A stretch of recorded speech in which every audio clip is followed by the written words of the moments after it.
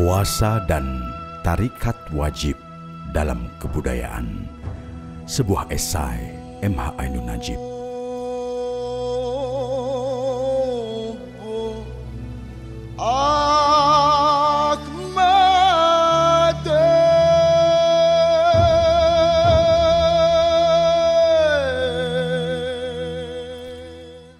Fisik puasa terletak di bulan Ramadan dan menghampar dari subuh ke maghrib. Suasana hatinya menyebar dan menabur ke malam hari hingga fajar. Tetapi ruhaninya, alam pikirannya, maknanya, hikmah dan hakiki nyawa hidupnya, jika para pelakunya memiliki kecerdasan dan kesetiaan, mendobrak dinding bulan Ramadan, menembus segala ruang dan waktu, merasuki kebudayaan manusia, hingga di setiap gerak perilaku semua hamba Allah. Menagih kehidupan sosial, bertanya keras kepada panggung-panggung politik, menyerap hak-haknya dari mekanisme ekonomi, serta mempertanyakan bukti aktualisasinya di setiap jengkal aktivitas sejarah manusia. Bagi kaum muslimin kebanyakan, datangnya bulan Ramadan menggiring mereka untuk merasakan kehusyukan khusus setahun sekali selama sebulan. Dan segala gagasan serta penghayatan mereka mengenai puasa, mereka tumpahkan di dalam mangkuk Ramadan sebulan itu. Bagi mereka, puasa adalah urusan pada bulan Ramadan. Bagi mereka, puasa adalah pekerjaan ringan, tak makan, tak minum, serta menahan segala kemaksiatan sejak pagi hingga senja hari. Bagi mereka, iklim Ramadan adalah kepuasan berbuka, romantisme tarawih bersama, perjuangan tadarus, kelangenan tarahim sesudah makan sahur, serta rasa memulai ketahanan diri melawan nafsu begitu beduk subuh ditabuh. Bagi mereka, puasa dan Ramadan adalah sebuah keasyikan religius dan kemesraan uluhiyah yang diujungi oleh rasa pesta Idul Fitri. Bagi sebagian kaum muslimin yang mencoba mencerdasi makna puasa, mungkin memasuki sejumlah gagasan, interpretasi atau bahkan semacam tafsir tentang apa sesungguhnya maunya Allah memberi perintah berpuasa. Tafsir-tafsir itu ada beribu macam dan masing-masing bersifat relatif, karena hanya Allah sendiri yang mengerti persis kehendaknya. Tapi setiap penafsir arti puasa berhak menerapkannya dalam praktek puasanya, sepanjang ia menggunakan kejernihan pikiran, kerendahan hati terhadap berbagai referensi yang lain, serta meletakkan aktivitas pemaknaan yang dipilihnya senantiasa dalam bimbingan ilmu agung Allah Subhanahu wa Ta'ala. Bagi sebagian kaum muslimin ini, puasa Ramadan hanyalah sebuah acuan, sebuah contoh soal metodik tentang kebutuhan manusia untuk menahan, menyaring, menjernihkan, membeningkan, dan mensublimasikan apapun saja di dalam kehidupan. Puasa Ramadan difenomenakan oleh Allah tidak berhenti sebagai puasa Ramadan itu sendiri, melainkan sebagai semacam entry point menuju puasa-puasa yang lebih meluas konteksnya. Puasa bisa jadi merupakan semacam tawaran ideologis, anjuran penyikapan atas dunia, isi kehidupan, dan setiap diri manusia masing-masing. Wajah puasa boleh jadi muncul sebagai bukan hanya sikap hidup permanusia, melainkan juga mengaktualisasikan dirinya sebagai political will dalam kehidupan bernegara, menjadi economic will dalam perniagaan, serta menjadi jenis-jenis integritas sosial serta fungsi-fungsi partisipatoris dalam mekanisme kebudayaan.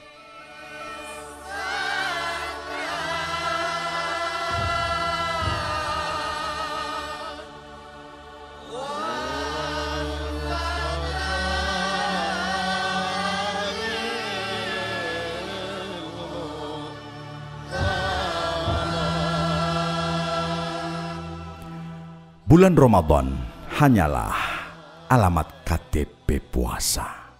Namun puasa hadir kepadamu kapan saja dan di mana saja.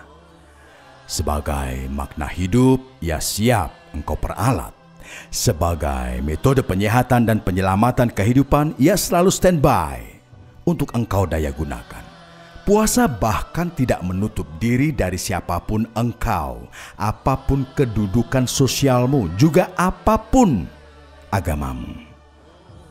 Kalau engkau memetiknya dari angin yang menyadarkanmu pada suatu siang yang panas untuk engkau pergauli, si puasa tidak bertanya, apakah engkau seorang muslim? Tidak. Bahkan puasa bersedia menghadirkan dirinya pada bukan manusia. Bukankah setiap binatang tidak makan sesudah ia memang tidak perlu makan? Meskipun puasa si binatang ini ia terapkan hanya melalui instingnya. Bukankah kelopak bunga-bunga mengerti kapan harus mengembang dan kapan harus menguncup? Bukankah angin tidak merekayasa hembusannya sesuai dengan kepentingan-kepentingan? Bukankah matahari terbit tepat pada momentum kewajarannya untuk terbit? Alam tidak perlu berjuang untuk tiba di Allah karena ia adalah sunnahnya itu sendiri. Karena ia adalah kehadirannya sendiri. Meskipun harus engkau pahami bahwa kehadirannya tidak sama dengan ia. Alam boleh engkau katakan tidak berjarak dengan Allah karena 100% alam menjalani kehendak, habitat atau tradisinya.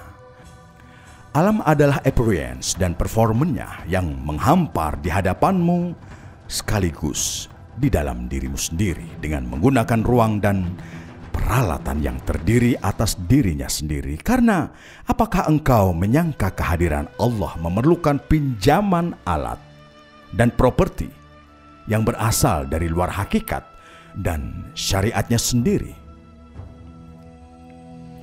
Alam berasal dan langsung tiba dengan sendirinya pada Allah, sedangkan engkau sebagai manusia harus berjuang untuk mungkin bertatap muka dengannya. Karena engkau tak hanya terdiri dari alam.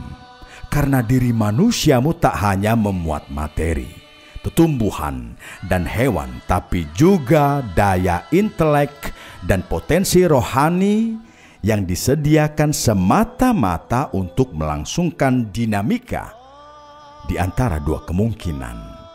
Sampai dengan selamat kepadanya, ataukah terlempar dan ketelingsut di kegelapan yang baru engkau pahami sesudah nasibmu terkapar.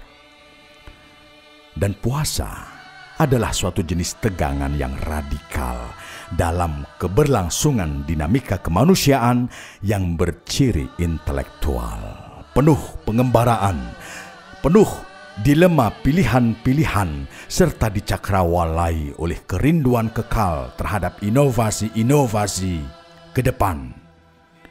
Alam tidak membutuhkan puasa untuk memperoleh produk puasa, sedangkan engkau sungguh-sungguh memerlukannya agar tidak terjebak oleh tumpukan-tumpukan isi dunia yang tak membawamu kemana-mana serta tak bisa kau bawa kemana-mana.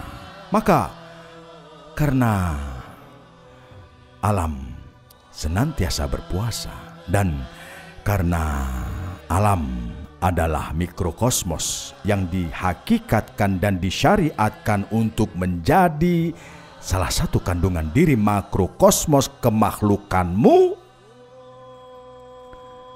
sesungguhnya naluri dan akal sehat puasa merupakan muatan terpenting dari kehidupanmu. Bukankah makhluk puasa senantiasa mengontrol perutmu dengan pagar yang bernama rasa kekenyangan? Tatkala nafsu makanmu mengalami kebutaan terhadap kapasitas makanan yang secara alamiah engkau butuhkan, bukankah batas kesehatan badanmu ditentukan oleh makna puasa, yakni ketidakkurangan dan ketidakberlebihan? Bukankah perutmu sudah senantiasa patuh kepada sistem hukum kesehatan yang diatur oleh prinsip puasa? Demi lidahmu tidak seenaknya mengumbar nafsu dengan merambah berbagai jenis makanan dalam jumlah yang tak terbatas. Di siang hari bulan Ramadan, cairan di lidahmu memerintahkan kehendakmu agar engkau membeli apa saja yang terdapat di warung dan supermarket. Tetapi beberapa waktu sesudah engkau berbuka, perut menyatakan dengan tegas bahwa keterbatasan itu lebih penting dan lebih menyelamatkan dibanding kebebasan.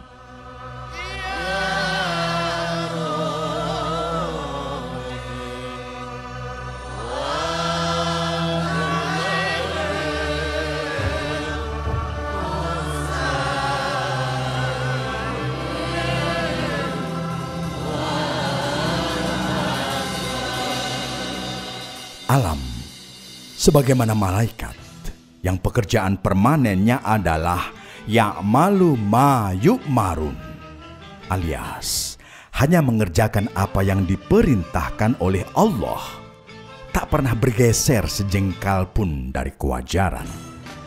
Kewajaran matahari adalah menerangi dengan adanya dan menggelapkan dengan tiadanya. Kewajaran angin adalah menafasi dan melemparkan. Kewajaran air adalah meminumi dan menenggelamkan.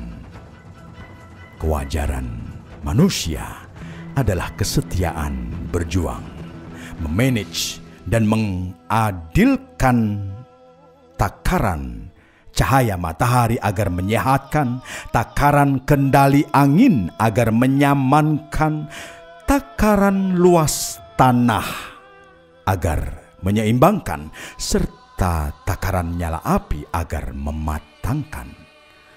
Puasa adalah metode untuk melemparkan manusia dari garis lebih ke garis kurang agar menemukan titik tengah. Puasa adalah disiplin yang menyeret manusia dari wilayah minimal agar ia mengerti khairul umuri awsatuha. Sebaik-baik urusan ialah yang di tengah-tengahnya. Kalau api terlalu kecil, nasi tak matang. Kalau api terlalu besar, nasimu gosong. Bukankah kebudayaan dan pembangunan kita cenderung beragamakan api? Bukankah umat manusia di zaman modern ini bagaikan memeluk kepercayaan Majusi? Orang menyembah api. Orang-orang memproduksi barang-barang yang tidak dikontrol. Apakah ia sungguh-sungguh diperlukan oleh sedemikian rupa? Sehingga kalau barang-barang itu tidak ada, maka umat manusia akan dihadang bahaya besar. Orang-orang pada tatanan kewajaran hidupnya tidak memerlukan sesuatu hal, digiring untuk merasa yakin bahwa mereka membutuhkannya. Orang-orang menjual segala sesuatu dan membeli segala sesuatu yang penting tidaknya ditentukan tidak oleh akal sehat dan kewajaran hidup, melainkan oleh berita-berita dan video klip tahayul artifisial. Bukankah hal demikian adalah penyembahan terhadap api yang satu sulutannya bisa membakar bukan hanya satu rumah, bukan hanya satu kampung, tapi bahkan bisa membakar seluruh alam semesta? Bukankah kita hidup di suatu era peradaban di mana satu orang bisa merasa tidak cukup memiliki hanya 300 perusahaan yang masing-masingnya beromset lebih besar dibanding harga kekayaan sebuah kecamatan atau bahkan sebuah kabupaten? Dan bukankah hal itu mempedomani sifat api bebas? Dan bukankah bertambahnya omset ratusan perusahaan itu sama sekali tidak membuat pemiliknya merasa semakin kaya, melainkan justru merasa semakin miskin? Karena tanda orang kaya adalah merasa cukup, dan tanda miskin adalah merasa belum cukup. Maka puasa hadir ke dalam kepalamu tatkala pikiranmu bertanya, benarkah aku perlu makan di restoran semahal itu? Benarkah ada sesuatu yang prinsipil yang mengharuskanku membeli barang ini? Benarkah ada padaku kewajaran nilai yang mewajibkanku merebut pemilikan saham-saham itu? Maka puasa merasuk ke dalam dadamu ketika mulutmu berbisik ke telinga nuranimu sendiri. Apakah memang aku harus mengambil political decision yang sedahsyat ini, yang dampaknya adalah kesengsaraan sekian banyak rakyatku sendiri? Apakah aku memang wajib mempertahankan kekuasaan ini demi sesuatu yang mendasar dan berorientasi kepada kepentingan mayoritas rakyatku? Sampai kapan aku akan mendalangi semua itu dengan keyakinan bahwa ini semua adalah yang terbaik bagi masa depanku sendiri serta masa depan keluargaku sendiri?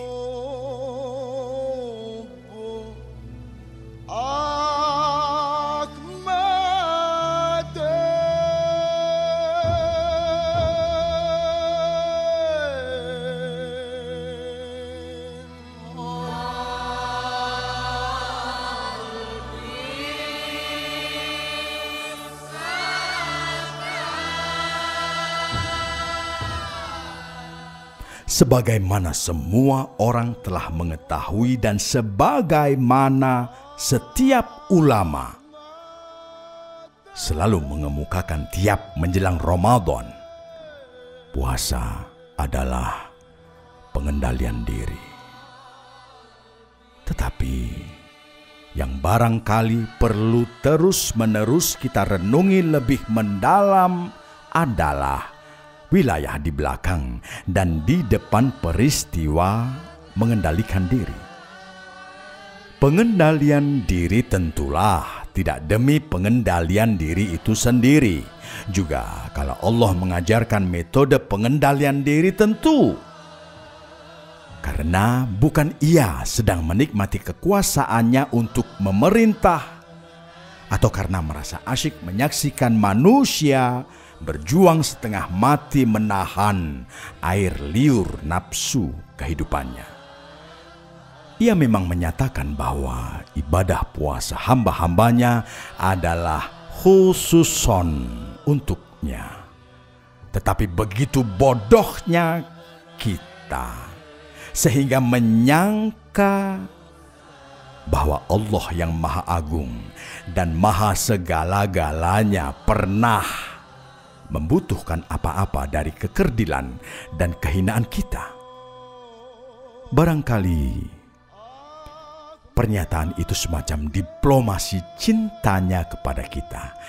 Ia ingin menekankan betapa sangat pentingnya puasa bagi kesehatan dan keselamatan manusia, sehingga ia gunakan semacam taktik psikologis dengan mengakui bahwa puasa itu untuk dirinya agar rasa cinta kita pun terangsang.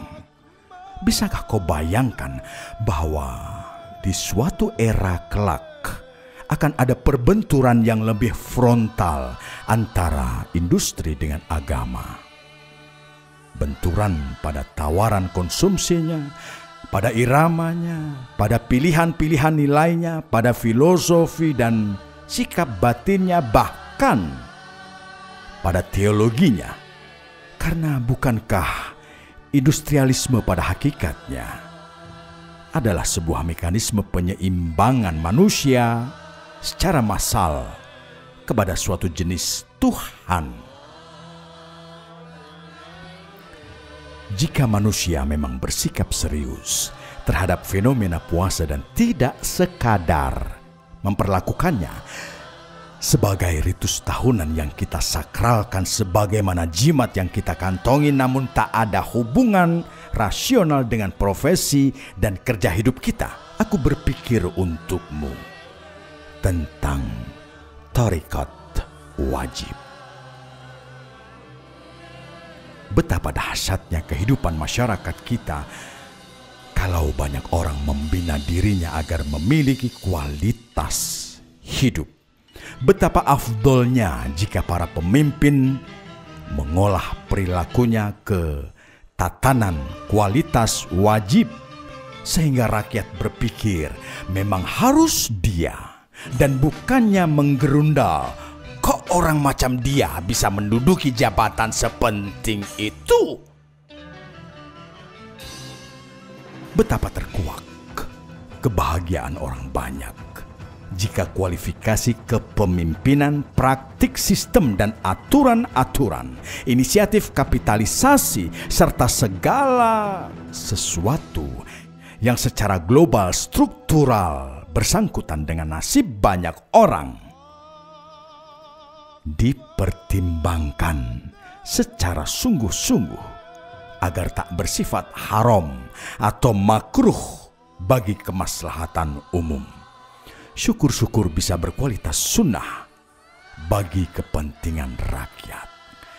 Dan alhamdulillah berat jika kepemimpinan sistem itu hanya melangkah berdasarkan sifat wajib bagi kepentingan rakyat.